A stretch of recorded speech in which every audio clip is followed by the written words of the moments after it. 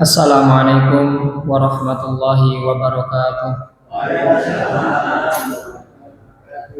Alhamdulillah, alhamdulillahilladzi anzala sakinata fi qulubil muslimina wal mu'minin wa ja'ala dhiyaqa ala qulubil kafirina wal munafiqin.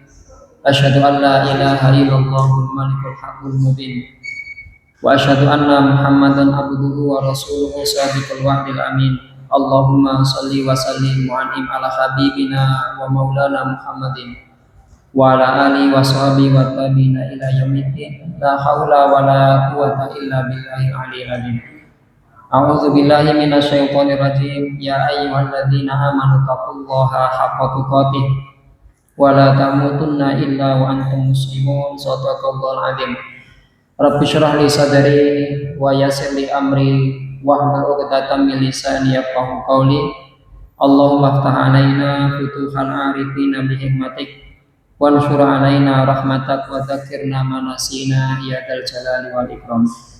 Bapak Ibu jamaah pengawasan rahimakumullah, mari kita memperbanyak rasa syukur kita kepada Allah Subhanahu wa taala. Mari kita membasahi lisan kita dengan zikrullah, bersyukur kepada Allah, dialah Allah yang telah menghamparkan bumi sebagai tempat persinggahan kita, yang menanamkan keimanan di dalam hati kita sebagai kompas kehidupan.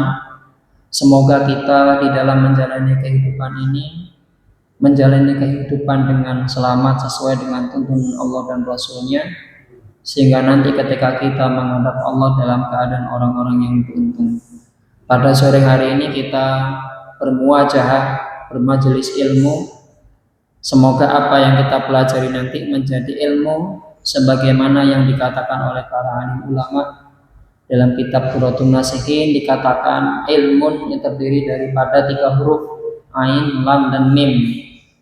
Ain bimakna illiyin, bahwasanya diharapkan seseorang setelah dia belajar ilmu agama, maka ilmu itu mampu mengantarkan pemiliknya kepada darajat illiyin, derajat yang tinggi di sisi Allah.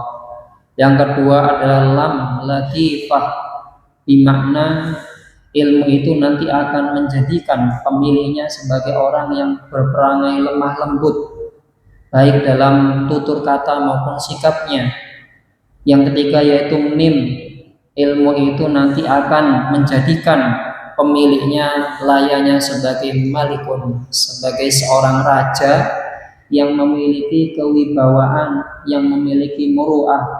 Maka tentu kula jenengan memahami dan sepakat, orang yang berilmu dengan tidak itu secara perilaku pasti berbeda. Yarfa'illahu alladziina aamanu minkum walladziina utul ilma darajat. Allah angkat derajatnya orang yang berilmu di dunia dan terlebih lagi di akhirat.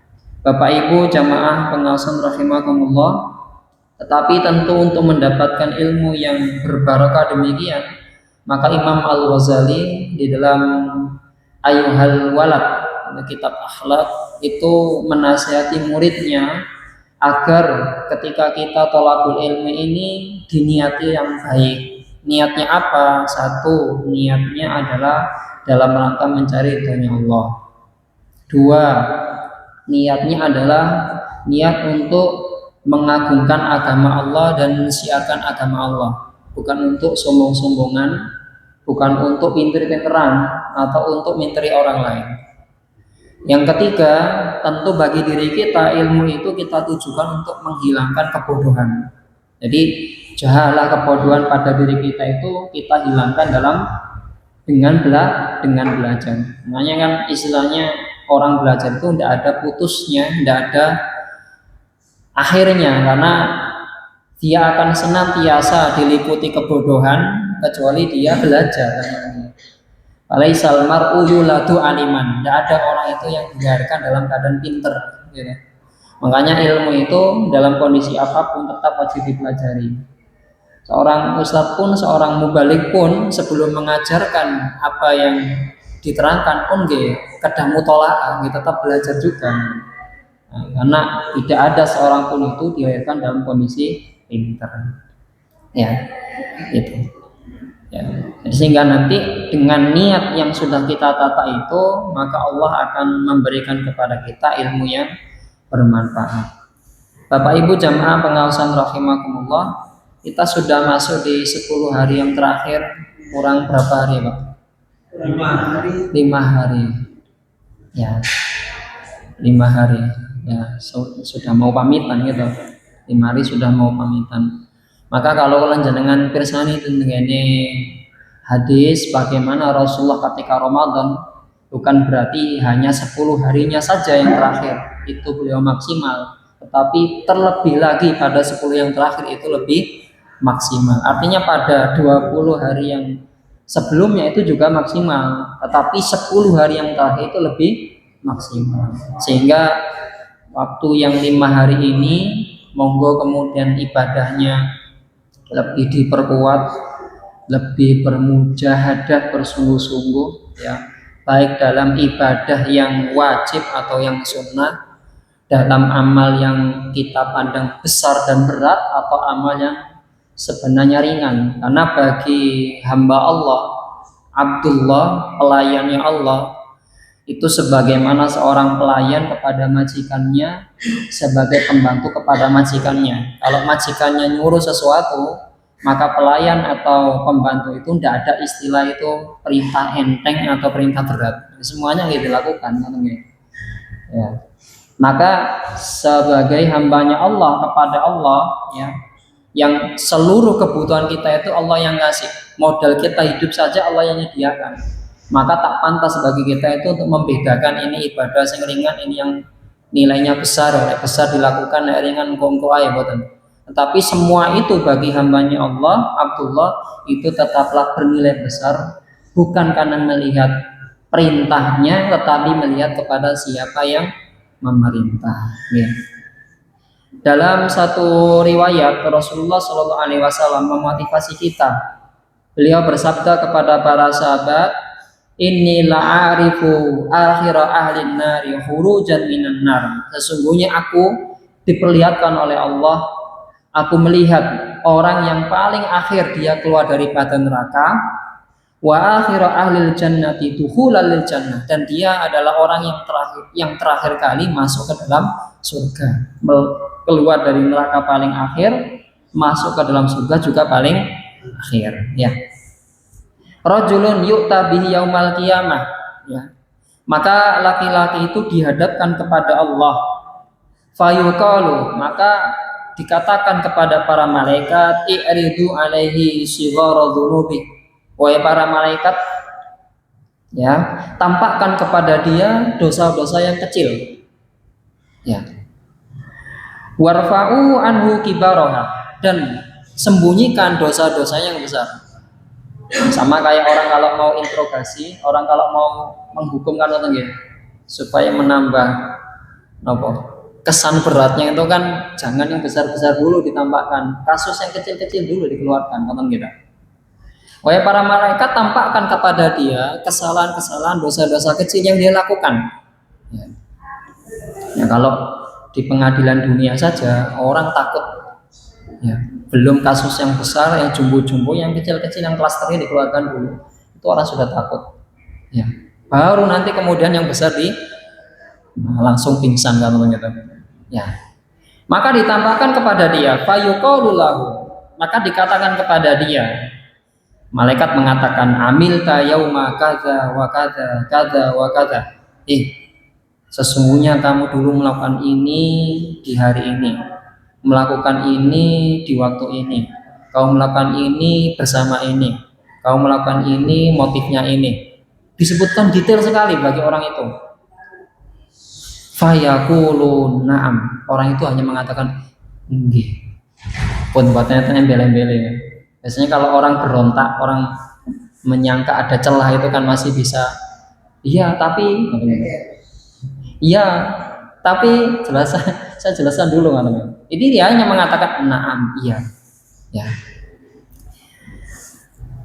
La yastati'u ayyunkira. Dia tidak bisa mengingkari, dia tidak bisa beralasan, dia tidak bisa memberikan hujah yang lain, dia hanya terdiam dan hanya mengatakan na'am.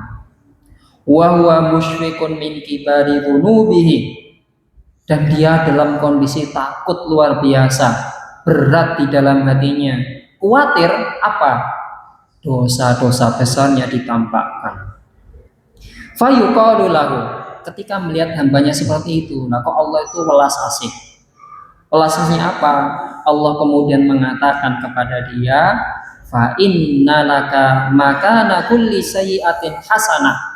Engkau dulu sudah masuk ke dalam neraka, engkau sudah dihisab, engkau sudah diadab atas dosa-dosamu. Maka setiap keburukan itu sekarang akan diganti dengan kebaikan-kebaikan, dan engkau berhak untuk masuk ke dalam surga. Lah kok hamba itu mengatakan fayaqulu ya Rabbi amiltu asya'a la araha huna. Ya Allah, sesungguhnya aku melakukan juga sesuatu atau hal-hal yang belum ditampakkan. Ya, ketika menjelaskan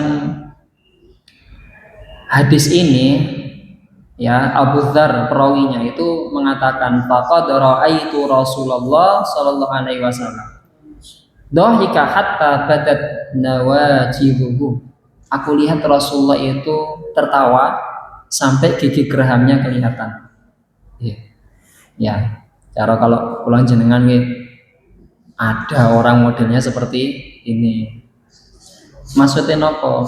Tadi kan dosa-dosa kalian ditampakkan, lalu kemudian dosa-dosa itu dibalas dengan kebaikan-kebaikan dan menyebabkan dia masuk ke dalam surga.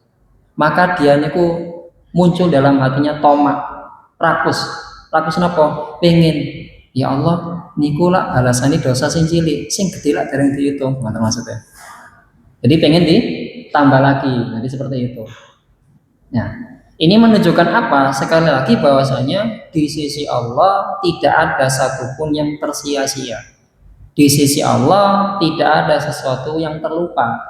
Kalau kelon jenengan kadang hitungan sama orang, mungkin ada silapnya, ada lupanya, ada keselipnya. Ya, mestinya dapatnya 12, ternyata dapatnya 11. Lali aku sepurane poso, sehari gak iso fokus poso. Ya. Lali, ya, sudah berumur. Ya. Kadang kemudian kelebihan atau kekurangan kita kalau dengan orang lain menghitung sesuatu, tetapi bagi Allah detail sekali. Yang buruk pun dapat hitungannya, yang baik pun jangan khawatir, pasti akan dibalas oleh Allah. Yang tadi loh, orang yang terakhir saja masuk ke dalam surga, terakhir dia keluar dari badan neraka, tetap dapat bagian ke dalam surga kok. Karena dia beriman. Makanya kembali lagi, tidak ada sesuatu perintah dari Allah, tidak ada larangan dari Allah itu yang bernilai kecil. Karena apa? Karena kita melihat Allah yang memerintah, bukan melihat apa perintahnya. Kita melihat Allah yang melarang, bukan melihat kepada kecilnya larangan.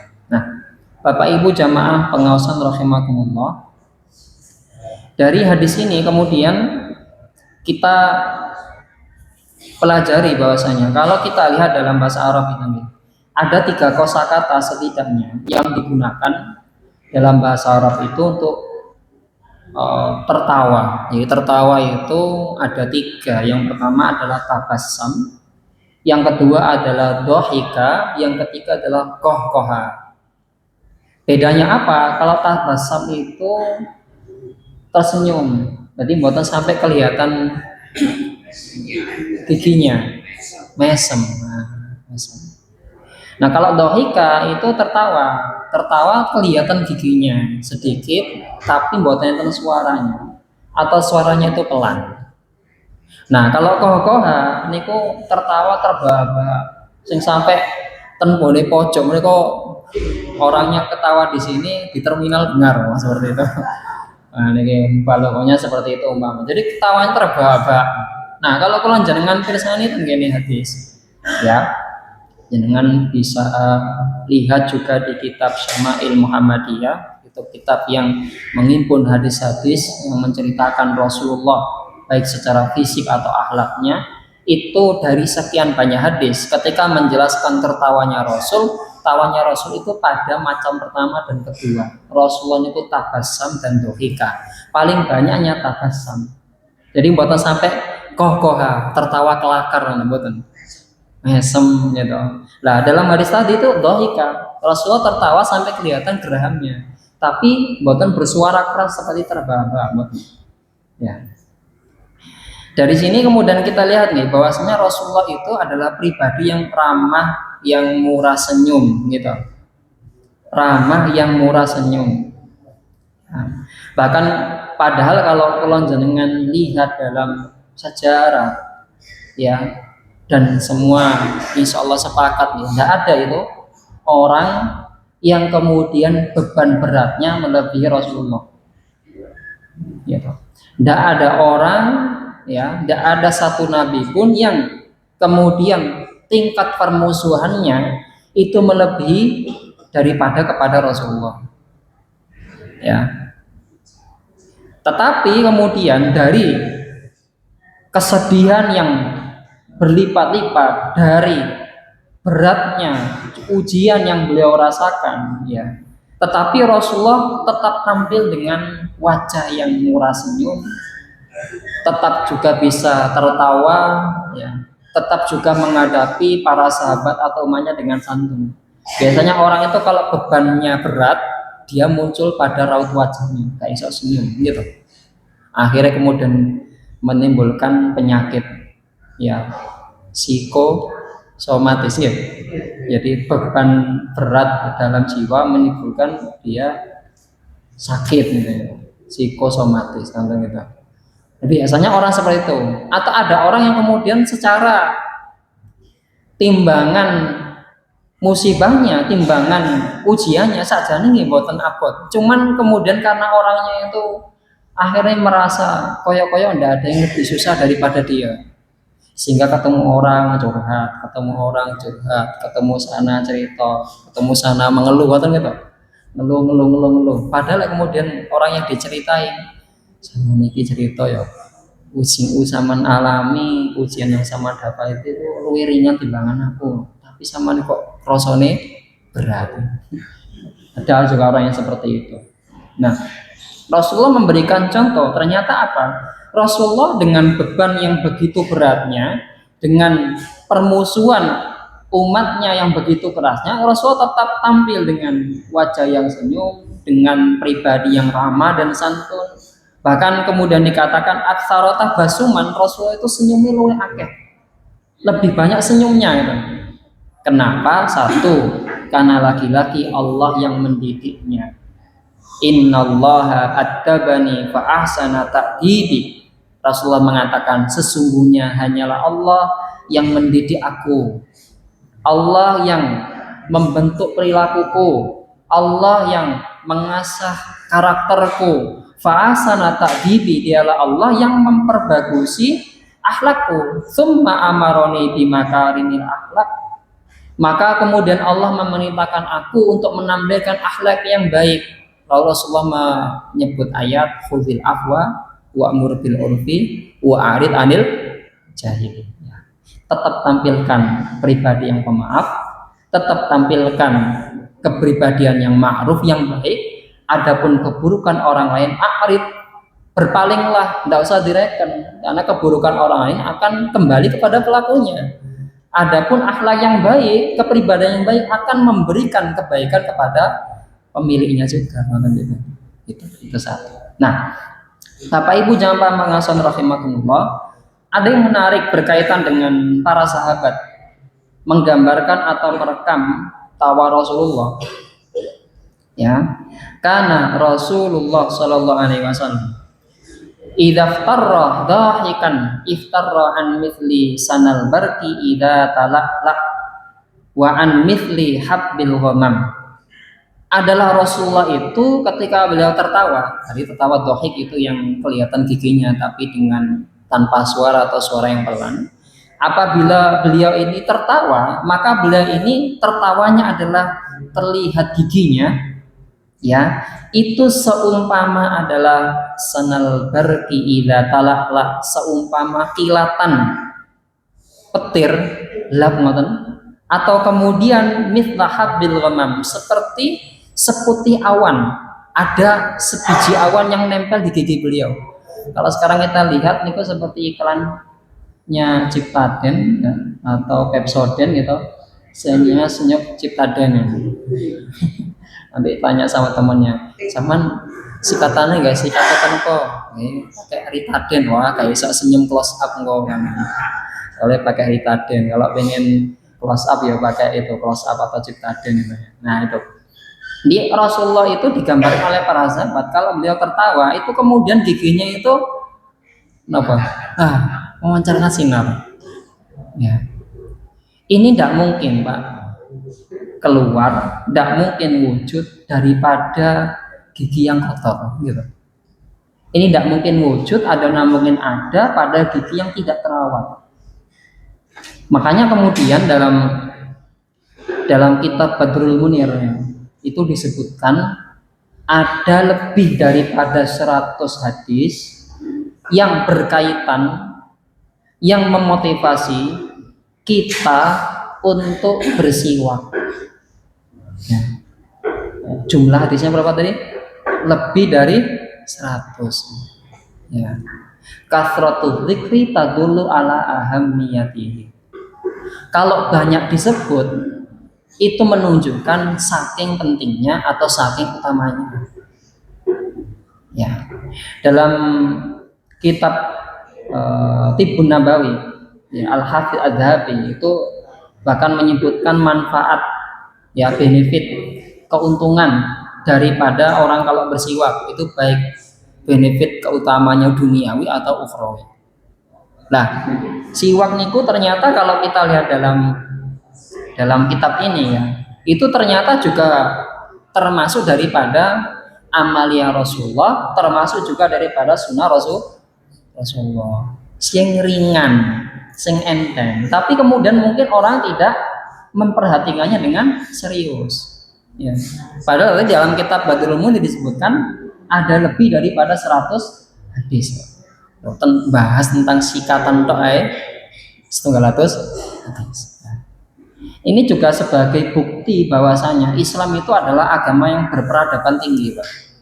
Kalau jenengan pirsani ten gini sejarah itu pada abad ke-7 ya, ketika dunia Islam itu sudah cemerlang dengan kemajuannya, baik itu dalam hal ilmu agama atau ilmu umum, dalam hal kesehatan juga kita kenal ada Ibnu Sina, ada Ar-Razi, itu dokter Islam. Di belahan barat abad ke-7 itu orang masih hidup dengan kekotoran, kotor. Ya, dikatakan bahwasanya Ratu Isabella dari Spanyol itu tidak ganti pakaian dalamnya itu 3 tahun. Ya. Ya. Para raja, para ratu saat itu, para bangsawan itu memandang bahwasanya kalau orang mandi itu akan mendatangkan kesialan. Jadi kalau orang mandi itu akan mendatangkan kesialan, sehingga tidak mandi. Sehingga baunya luar biasa sedap, tidak enak, baunya tidak enak. Akhirnya apa? Untuk menghilangkan baunya, mereka kemudian nyemproti dirinya dengan parfum, minyak wangi. Dan mereka itu tidak mau mandi. Itu rajanya, itu ratunya. Lah, rakyatnya pripun? Ya, malah nemen gitu. Nah, dikatakan dalam sejarah saat itu bahwasanya biasa mereka itu kalau buang kotoran itu di depan rumah gitu. Pokoknya di jalan itu banyak kotoran ya, sehingga sampai menyebabkan wabah Black Death saat itu yang dibawa oleh tikus ya, menyebabkan tidak kurang dari 100 juta orang meninggal dunia karena kena wabah itu. Kalau kita kemarin kan ada corona ya. Nah itu wabahnya karena kotor tadi itu. Sebaliknya di dunia Islam itu sudah mengenal mandi, sudah mengenal parfum, ya, sudah mengenal sabun. Sabun itu kan dari bahasa Arab ya, sabun ya, dan dari bahasa Arab juga. Ya toh. Bahkan Ar-Razi, dokter ilmuwan Islam, itu sudah memperkenalkan cuci tangan. Ya kan, kalau sekarang kalau kita lihat ada iklannya cuci tangan, nah Ar-Razi itu sudah duluan. Ya kan, cuci tanganan udah tahapnya gitu. pakai sabun dibilas berapa kali. Itu Ar-Razi sudah memperkenalkan seperti itu. Memisah antara orang yang sakit dengan orang yang sembuh itu sudah dikenalkan dalam dunia Islam. Nah, kembali lagi bahwasanya Islam itu adalah agama yang menegaskan diri sebagai agama yang berperadaban tinggi. Ya, Nabi saja mengatakan nih, orang kalau wudhu itu perumpamannya seperti dia di depan rumahnya, di depan pintunya ada sungai jernih, ya, mungkin dibayangkan dengan sungai Berantas, Pak. Sungai Berantas, Sungai Bengawan Solo, dan sungai-sungai besar di Indonesia itu kalau diteliti itu sudah ada kandungan mikroplastiknya, sudah tercemar. Nah itu di depan rumahnya itu ada sungai yang bersih jernih, kemudian dia mandi di situ sehari 5 kali, sedino ping gangsal, sehari 3 kali saja pun proporsi, nopo mulai ping gangsal. Maka seperti itulah perumpamaan orang yang wudhu. Ya, tapi tidak berarti wudhu dong buatan mandi, buatan. Tapi ini menunjukkan apa? Bahwasanya Islam itu agama yang mengenal kebersihan, agama yang kemudian menekankan tentang kesehatan. Ya, gitu. Nah, kembali lagi kepada hadis ini. Ya, tadi dikatakan dalam kitab Badrul Mul disebutkan lebih daripada 100 hadis yang berkaitan dengan siwak. Ya, maka siwak itu sendiri adalah amalia Rasulullah. Siwak itu sendiri, bersiwak itu adalah sunnah Rasulullah. Saking katanya sampai kemudian termasuk sunnah muakkadah. Ditekankan, Pak. Ya, sunnah muakkadah. Di antara beberapa hadis yang berkaitan dengan siwak,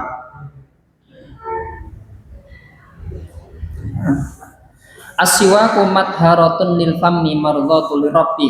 Sesungguhnya bersiwak itu adalah merupakan kebersihan bagi mulut dan mendatangkan ridhonya Allah. Ya. Dalam kitab Tibun Nabawi disebutkan siwak itu bisa membersihkan gigi, menguatkan gusi, menghilangkan bau, kemudian menyehatkan lambung, yaitu menajamkan pandangan, membuat ingatan menjadi kuat. Itu diantara manfaat daripada bersiwak. Dan mendatangkan ridhonya Allah. Jadi dunianya dapat, akhiratnya dapat. Saking pinginnya Rasulullah agar umatnya ini kok senang bersiwak, Rasulullah mengatakan laula an asyqa ala ummati la amartuhum bisiwaki inda kulli sholatin. Riwayat yang lain inda kulli wudu'in.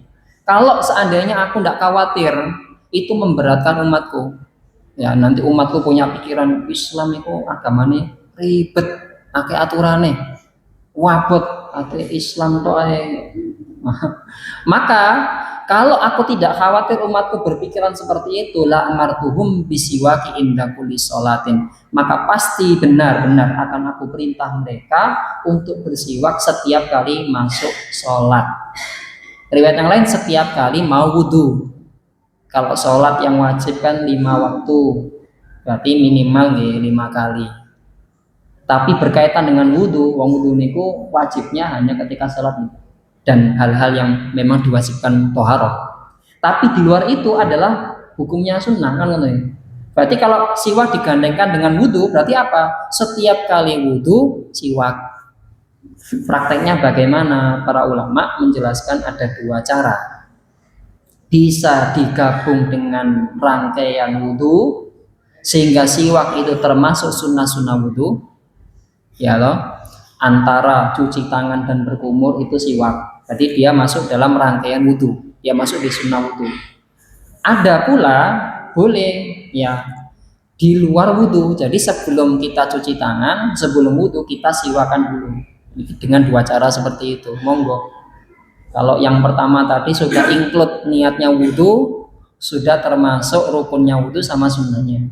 Tapi kalau pengen pahalanya lebih banyak, 2 kali niat, gitu, 2 kali ibadah, maka siwaknya di luar wudhu. Ya. Dalam lain riwayat Rasulullah mengatakan, man akala min hadil baklah ats-tsaum wal basal wal qurrah fala yaqrabanna fi masajidina.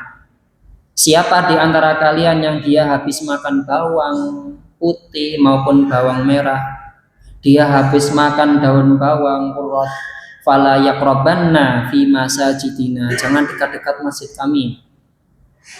Ketika mendengar hadis ini, para sahabat kemudian mengatakan, oh nek ngono makan bawang merah, bawang putih itu haram. Nabi kemudian mengatakan tidak haram, tidak bisa menghalalkan yang haram, tidak bisa mengharamkan yang halal. Yang menetapkan hal dan haram adalah Allah. Hanya saja sesungguhnya fa innal malaika tata'adza mimma tata'adza minhu banu Adam. Ketika kamu habis makan bawang putih atau bawang merah, lalu baunya luar biasa, maka itu mengganggu orang di kanan kirimu. Maka sebagaimana orang-orang yang kamu temui terganggu karena bau mulutmu, malaikat yang nyatet amal juga terganggu. Makanya Nabi perintahkan siwakan dulu habis makan bawang, ya, tidak harus bawang. Kalau sekarang makanan apa yang berbau tajam? Pete, jengkol. Kayak semuanya makanan yang berbau tajam ya. Yang kita saja kalau membau itu wah sewedem gitu ya. Maka orang lain terganggu ya, maka jangan kemudian buru-buru ngomong dengan orang lain kecuali kita siwakan dulu. Orang saja terganggu apalagi malaikat ya. Apakah hanya ketika mau wudhu saja? Apakah hanya ketika mau sholat saja? Mboten. Bahkan Rasulullah itu ketika bangun tidur dan ketika mau masuk rumah, Rasulullah itu siwakan dulu. Nyai Aisyah itu pernah ditanya oleh Syuraih bin Hani, ya Aisyah, ya bi Aisya'in ya badaun Nabi idza dakhala baitah. Rasulullah kalau mau masuk rumah, yang pertama kali dilakukan itu apa? Makanya Aisyah kemudian mengatakan qalat bisiwak. Rasulullah kalau mau masuk rumah itu siwakan dulu, sikat gigi dulu. Kenapa? Karena ketika mau masuk rumah yang ditemui istrinya, yang ditemui anak-anaknya, yang ditemui adalah para khotim pelayannya, maka Rasulullah ingin tampil dengan tampilan yang terbaik. Urusan dunia a'lamu bi umuri dunyakum. Kamu paling tahu, maka tampillah dengan yang terbaik kan gitu. Maka Rasulullah itu kan senang minyak wangi gitu. Bahkan rambut beliau itu kan diminyaki wangi kan itu Rasulullah. Rasulullah ketika mau masuk rumah, Rasulullah siwakan dulu. Sehingga sebelum ngobrol dengan istrinya, tampil dengan bau yang sedap. Sebelum orang ngomong itu kan kesan didapatkan dari baunya gitu. Kalau ulun jenengan punya bau mulut yang tidak sedap, kita ngomong tentu kan tidak pede. Tentu kita akan jaga jarak. Ya. Nah, walaupun orangnya pengen nyedek kita menjauh. Kenapa? Karena kita sadar itu. Ini artinya apa? Bau mulut itu berpengaruh. Ya. Kalau bau mulutnya segar, enak kan ya, maka komunikasi juga enak. Ya. Yang paling berhak mendapatkan kebaikan pertama kali di rumah kita kan keluarga kita, istri kita. Gitu. Maka ketika Rasulullah mau masuk ke dalam rumah, Rasulullah siwakan dulu. Karena Rasulullah idza qama minal lail yashushu fahu bisiwak. Bahkan ketika Rasulullah itu bangun di malam hari hendak melaksanakan sholat tahajud, hendak qiyamul lail, hendak qiyamul Ramadan, maka beliau ini adalah yashushu fahu bisiwak.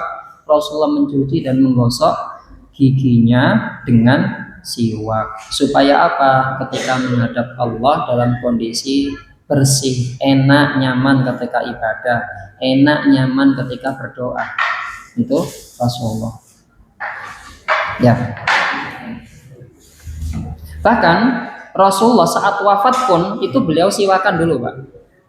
Ya, dikatakan dalam riwayat itu ketika Rasulullah di rumahnya Aisyah, ya, jadi Rasul itu meninggal di rumahnya Aisyah. Rasulullah bersandar pada Aisyah. Saat itu Abdullah bin Abu Bakar, ya saudaranya Aisyah itu masuk sambil membawa siwak yang masih basah. Maka Rasulullah memandang siwak itu dengan pandangan yang lama. Aisyah paham ngerti, Rasulullah pengen siwakan. Hanya Aisyah minta kepada Abdullah bin Abu Bakar dikasihkan. Setelah itu dibersihkan oleh Nyai Aisyah, ya toh. Kemudian digigit-gigit, ya sampai serupa serabut ngoten. Kemudian diberikan kepada Rasulullah. Komentarnya Aisyah, ya.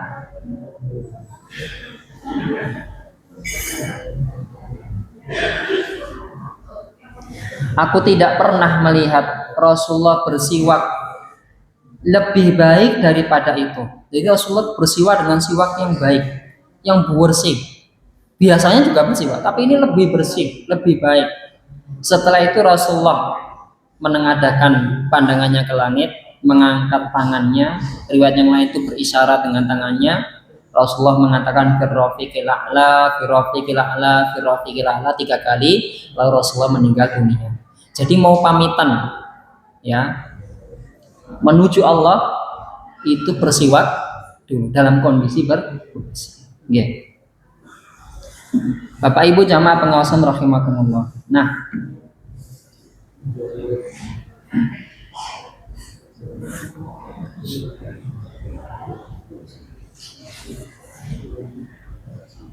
para ulama kemudian menjelaskan dengan sekian banyak hadis itu, ya, maka siwak itu dihukumi sunnah muakkadah, ya, sebagai sunnah Rasulullah yang sangat dianjurkan, ditekankan. Bahkan dalam beberapa hal itu bisa berhukum wajib jika itu bertujuan untuk menghilangkan najis yang ada. Bisa juga berhukum makruh. Nah, makruh niki pendapatnya Imam Syafi'i. Makruh. Kapan makruhnya? Ketika zawal. Jadi kalau jenengan mantun sahur, ini bagi orang yang berpuasa, habis sahur sampai masuk waktu zuhur, niku masih sunnah muakkadah. Tapi ketika masuk zuhur sampai maghrib itu makruh. Pendapatnya Imam Syafi'i, makruh. Ya boleh, tapi alangkah baiknya ditinggalkan. Kalau meninggalkannya karena Allah maka dapat pahala. Niku pendapatnya Imam Syafi'i. Ya, kenapa demikian? Beliau beralasan dengan hadis Rasulullah, la khulufu famis shaim atyabu indallah min rihil miski. Sungguh baunya orang yang berpuasa itu lebih baik daripada minyak kasturi. Ya, makanya kalau mungkin buatan saged dimaknai zahir. Ya. Ya. Ya teman, mau ndak membau yang lebih wangi daripada parfum, atau membau daripada bau yang Allah cintai gitu. Makanya kemudian endi apa itu kemudian kita tahu mboten tidak dimaknai secara zahir, secara nilai itu lebih baik. Kenapa begitu? Beliau menjelaskan baunya orang yang berpuasa walaupun tidak sedap itu muncul karena ibadah, karena sebab ibadah. Maka sesuatu yang muncul karena sebab ibadah itu juga punya keutamaan.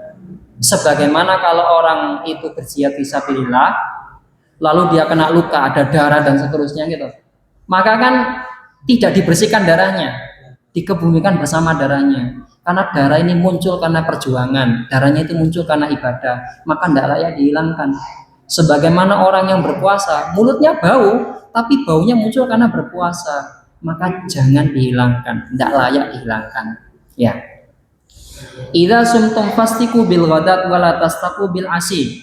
Riwayat yang lain mengatakan Rasulullah bersabda, apabila kamu berpuasa maka bersiwaklah di pagi hari dan jangan bersiwak di sore hari.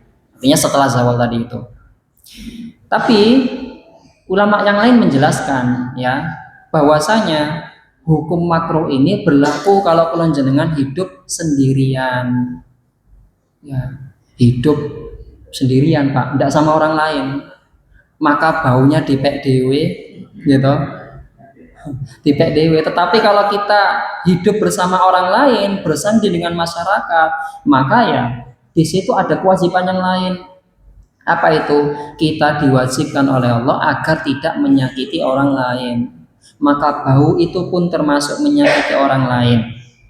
Ya, maka sebagaimana keumuman hadis tentang siwak itu baik bagi orang yang berpuasa atau tidak, sebelum zawal atau tidak, tetap ada kesunahannya. Nah, kalau sekarang kita lihat apakah sikat gigi yang kita pakai sekarang itu sudah termasuk dalam kategori siwak di hadis Nabi ini? Ya, Syekh Wahbah Az-Zuhaili itu mengatakan bahwasanya sikat yang kita gunakan, pasta gigi yang kita gunakan ini itu sudah termasuk dalam kategori siwak, Pak. Ya, sehingga kemudian aku tak pengen ikuti Rasulullah, tak buang sikat gigi ini, pasta gigi tak buang, tak beli siwak langsung yang batangan kayu ngaten gitu.